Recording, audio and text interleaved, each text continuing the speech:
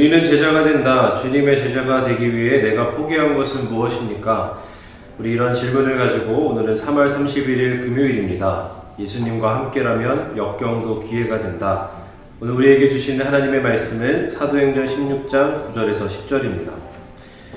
밤의 환상이 바울에게 보이니 마게도냐 사람 하나가 서서 그에게 청하여 이르되 마게도냐로 건너와서 우리를 도우라 하거늘 바울이 그 환상을 보았을 때 우리가 곧 마게도냐로 떠나기를 힘쓰니 이는 하나님이 저 사람들에게 복음을 전하라고 우리를 부르신 줄로 인정함이러라.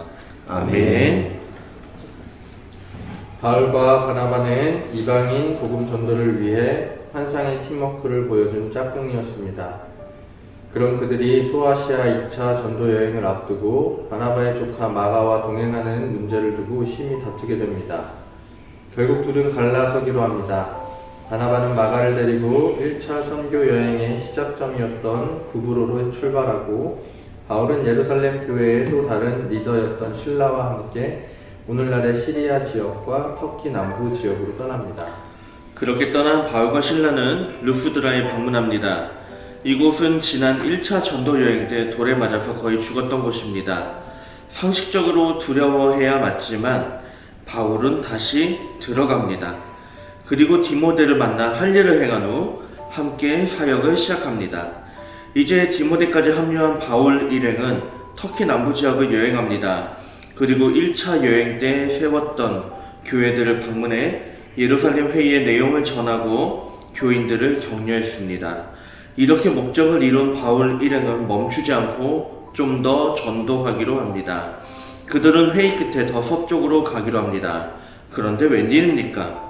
성령이 아시아에서 말씀을 전하지 못하게 하시거늘 성령께서 그곳에 하나님의 말씀을 전하지 못하게 하십니다. 무슨 이유에서인지 어떻게 그 계시가 전해졌는지는 모릅니다.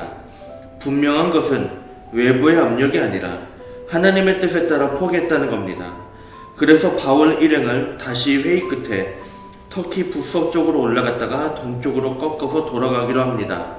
그런데 웬일입니까? 무시 앞에 이르러 비두니아로 가고자 했으되 예수의 영이 허락하지 아니하는지라. 북서쪽까지는 잘 갔는데 동쪽으로 가려는 계획을 성령께서 또 막으십니다. 그래서 바울 일행은 지금보다 더 서쪽으로 가서 오늘날 터키 북서쪽 끝에 있는 드로아라는 항구 도시에 갑니다. 바울은 드로아에서 열심히 전도합니다. 크고 작은 전도의 열매가 열립니다. 그러나 바울은 기쁘지 않았습니다. 성령께서 왜 앞길을 막을까 고민합니다. 그러던 어느 날 바울이 숙소에서 잠을 자는데 신기한 일을 만납니다. 밤에 환상이 보이니 마게도냐 사람 하나가 서서 그에게 청하여 이르되 마게도냐로 건너와서 우리를 도우라 하거늘. 환상 중에 마게도냐 사람 즉 그리스 사람이 나타나더니 말하는 겁니다. 여기로 오셔서 우리를 도와주십시오. 건너오셔서 우리를 구원해 주십시오. 바울은 이것이 하나님의 뜻인 것을 알게 됩니다. 그리고 또한 알게 됩니다. 마게도냐로 보내려고 두 번이나 길을 막으셨구나. 그래서 바울은 잠에서 깨자마자 일행들에게 짐을 싸도록 합니다. 그리고 지금까지 단 한 번도 생각해 본 적이 없었던 유럽 선교를 떠납니다. 우리는 흔히 내가 세운 계획대로 일이 진행되어야 성공이라고 생각합니다. 그래서 성적, 직장, 진로, 결혼 등에서 내가 계획한 대로 되지 않을 때 사람들은 분노하거나 좌절하거나 절망합니다.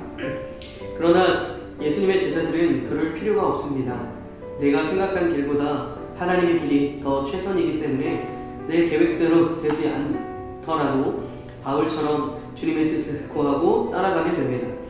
나를 내려놓고 주님의 뜻을 우선하면 주님께서 우리를 들어쓰셔서 우리가 생각지도 못한 크고 놀라운 일의 주인공이 되게 하실 줄 믿습니다. 네, 오늘 함께 읽어보신 내용으로 묵상을 보는 시간 갖도록 하겠습니다.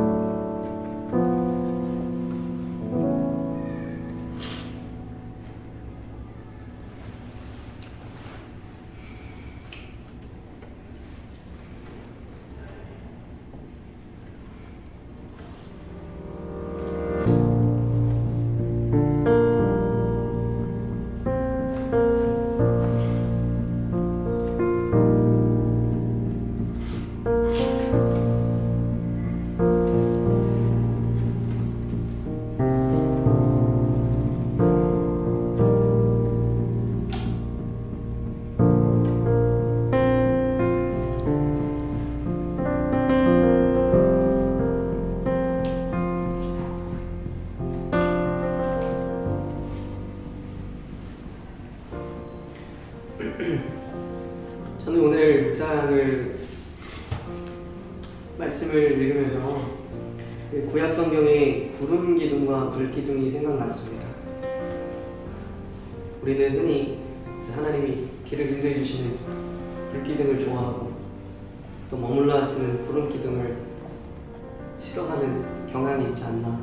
오늘 말씀처럼 하나님이 가라 하실 때도 있지만 머물러라 하실 때도 있다는 사실을 알면서도 조급해하고 하나님의 뜻을 기다리지 못하는 그런 저의 모습이 오늘 말씀을 통해서 다시 한 번 더 돌아보게 되고 또 반성하게 되는 시간이었습니다.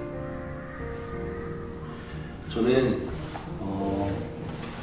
바울이 전도를 통해서 크고 작은 전도의 열매를 맺는데 기쁘지 않았다라고 한 부분이 묵상이 되었습니다. 하나님의 열매를 맺는데 기쁘지 않았던 이유는 바울이 원하는 열매가 아니었기 때문이라고 생각이 들었습니다. 그러면서 우리가 사역을 하거나 또 신앙생활을 하면서 기쁨이 없는 이유가 무엇일까? 그것은 바로 하나님의 뜻보다 내 뜻과 내 생각과 내가 원하는 것들을 이루기를 원하는 마음 때문이지 않을까라는 생각이 들면서 결국 중요한 것은 내 뜻과 내 생각과 내 계획이 이루어지는 것이 아니라 하나님께서 나를 향하신 더 크고 놀라운 계획들이 이루어지는 것이 아닐까라고 생각해보는 묵상이 이렇습니다. 네, 저는 고민이 되는 지점을 만났을 때 인도하시는 성령님을 묵상하게 됐는데요. 최근에 SNS에서 접하게 됐던 좀 신앙 영상이 떠올랐습니다. 지혜를 구했더니 해결해야 될 어려운 문제를 주셨고, 또 사랑을 구했더니 사랑하기 힘든 대상을 주셨다. 그게 하나님이 나에게 내가 구했던 것을 주시는 과정이었다라는 말이 기억에 남으면서 하나님께서 우리에게 어떤 문제를 바꿔서 생각해보면 문제를 주셨다는 것은 우리에게 주시고자 하는 어떤 선물이 기다리고 있는 거지 않을까. 그래서 바울이 만났던 그 자신의 계획과 다른 문제가 우리를 해결해 나가고 인도하는 그런 지혜를 발견할 수 있는 말씀이지 않았나 싶었습니다. 저는 이거를 보면서 이런 궁금증이 들었어요. 왜 어차피 이렇게 가려고 예정을 하셨으면 왜 바로 마게도니아로 가라고 하지 않으셨을까? 근데 쭉 돌아보면은 결국은 우리가 열심히 노력해도 되는 게 없구나라는 거를 알게 하시려고, 우리가 연약한 존재라는 거를 정말 완전히 인정할 때까지 기다리셨구나라는 그런 생각이 들었어요. 그래서 이런 얘기가 있잖아요. 연약한 것이 오히려 우리에게는 복이고 기회라고. 연약하니까 주님을 붙들어야 되고, 주님을 붙드니까 그것이 우리에게 기회가 되고. 그렇구나 싶은 생각이 들었던 게, 어쩌면 우리에게 바로 해결해 주시지 않는 것도 어쩌면 우리가 더 연약해지라고, 더 낮아지라고 그러시는 게 아닐까라는 생각이 들면서 뜻대로 되지 않은 것 뜻대로 감사한 일이구나 라는 그런 생각을 하게 되었습니다.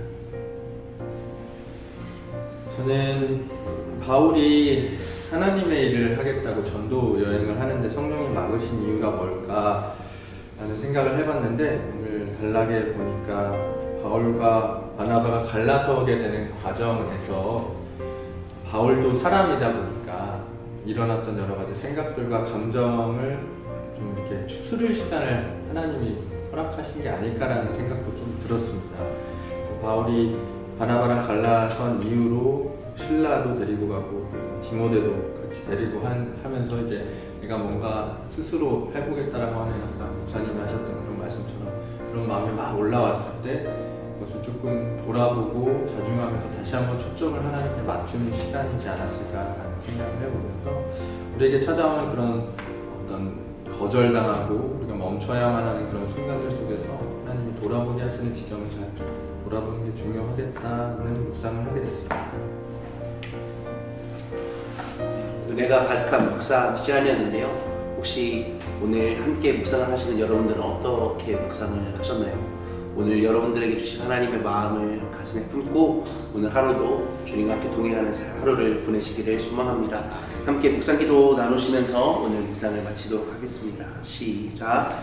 계획한 대로 이루어지지 않았을 때 불평하고 원망하며 낙심하기보다 예수님을 붙드는 일에 집중하게 하옵소서. 예수님과 함께라면 역경도 기회가 될 것을 믿으며 예수님을 절대 놓지 않고 주어진 새 길을 걷게 하옵소서. 아멘.